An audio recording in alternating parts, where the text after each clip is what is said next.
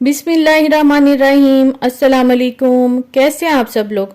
उम्मीद है आप सब लोग ठीक होंगे और अपने घर वालों को मज़े मज़े के खाने बनाकर खिला रहे होंगे।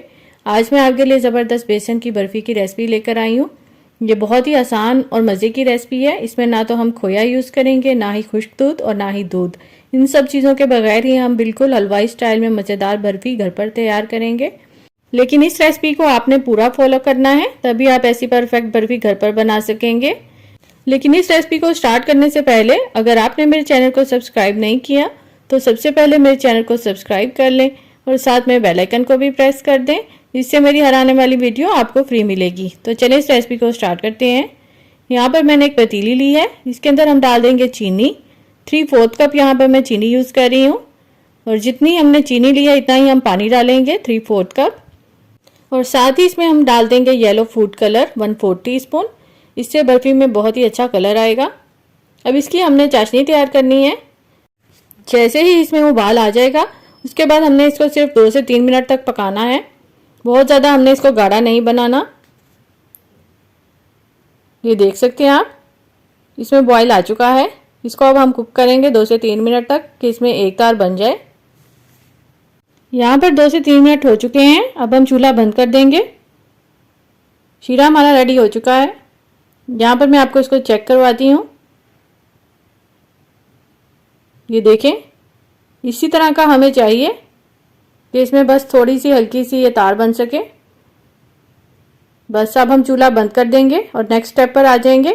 यहाँ पर मैंने हाफ कप बनास्पति घी लिया है। इसकी जगह आप देसी घी भी यूज़ कर सकते हैं और घी को मैंने मेल्ट कर लिया था। साथ ही इसमें डाल देंगे बेसन। बेसन को आपने छान कर यूज़ करना है। 1 कप मैं बेसन ले रही हूँ। अब हमने इसको लो फ्लेम पर पकाना है। अब इसको हमने अच्छे तरीके से भूनना है। तकरीबन 8 से 10 मिनट लग जाएंगे इसको भूनते हुए और तब तक इसको भूनेंगे जब तक कि इसमें खुशबू ना आने लग जाए। और ये सारा प्रोसेस आपने बिल्कुल लो फ्लेम पर करना है, ना तो हाई फ्लेम पर करना है और ना ही मीडियम फ्लेम पर, बल्कि लो फ्लेम पर हम ये सारा प्रोसेस करेंगे, वरना एकदम से आपका बेसन जलना शुरू हो जाएगा और फिर इसमें से जले हुए की स्मेल आएगी, जो कि बिल्कुल भी अच्छी नहीं लगेगी बर्फ़ी में। यहाँ पर आप देख सकते हैं इसका टेक्सचर। अब ये थोड़ा सा लिक्विड फॉर्म में आना शुरू हो चुका है। अभी हमने इसको मज़ीद पकाना है। यहाँ पर मुझे इसको भूनते हुए तकरीबन 4 से 5 मिनट हो चुके हैं। भूनते भूनते ये अपना टेक्सचर चेंज करेगा।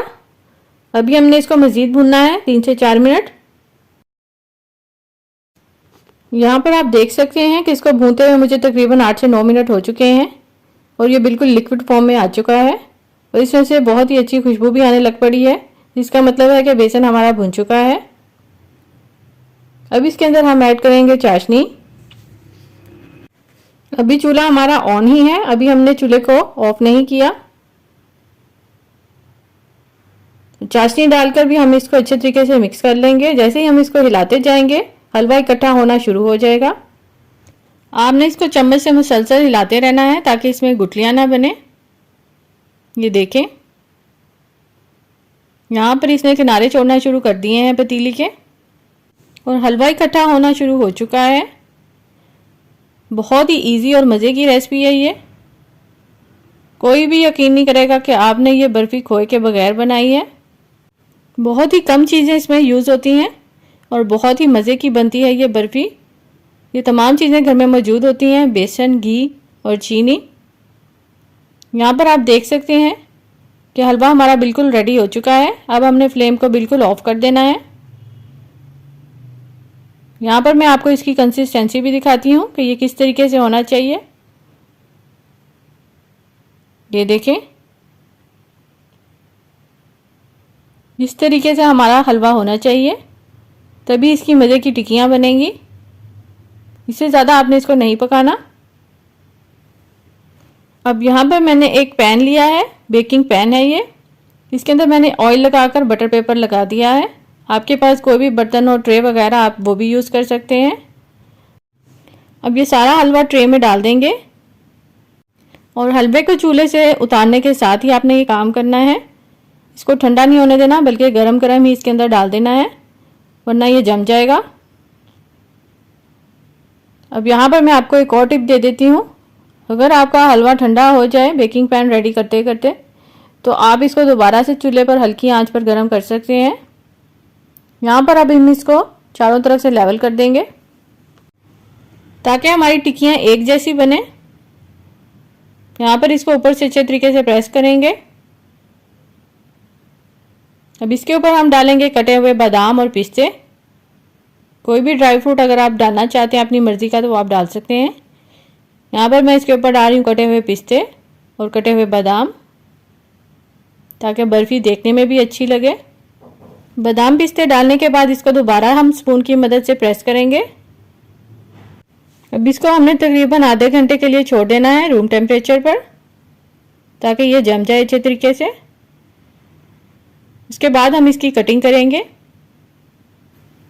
यहाँ पर आप देख सकते हैं मज़ेदार हमारी बेसन की बर्फ़ी रेडी हो चुकी है, जो कि देखने के साथ साथ खाने में भी बहुत ही मज़े की है।